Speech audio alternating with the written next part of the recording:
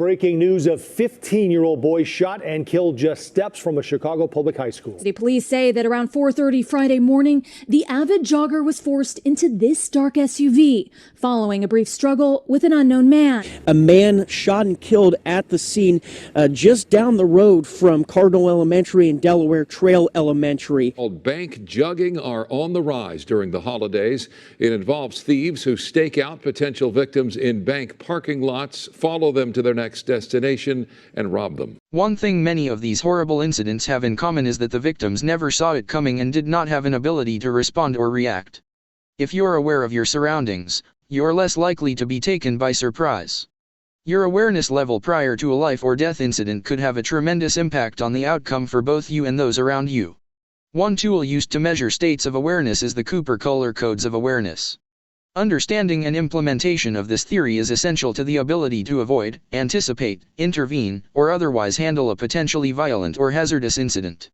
According to Marine Lieutenant Colonel Jeff Cooper, the most important means of surviving a lethal confrontation isn't a weapon or martial arts skill, but the correct mindset. He identified 4 levels of awareness: white, yellow, orange, and red. We will discuss black later. Code white means being totally unaware, tuned out to what is going on around you.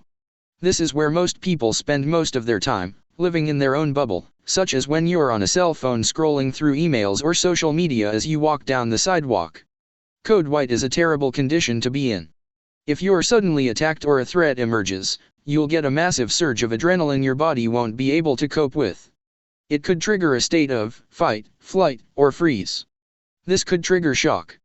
When you go into shock, your brain ceases to process information and you simply cannot react to the reality of the incident properly. Code yellow means relaxed awareness at all times. You are alert and aware but not paranoid. There's no specific threat, but you're conscious that the world's a dangerous place and taking in what is going on around you. In this state it is difficult for someone to surprise you. The trouble with this state is that you can easily drift back into code white without even realizing it. You must stay intentionally aware and engaged with observing what is going on around you. Code orange is a focused level of awareness due to a specific alert. Having noticed or sensed a potential threat such as an argument unfolding, a road rage incident, or a person who is acting in a way that you may be able to predict a violent encounter is coming. You should evaluate your options and formulate a plan. Some options when this level of awareness is triggered could include leaving the area, confronting the individual, or continue to observe the situation depending on what develops. Code red is when a state of high alert has been triggered.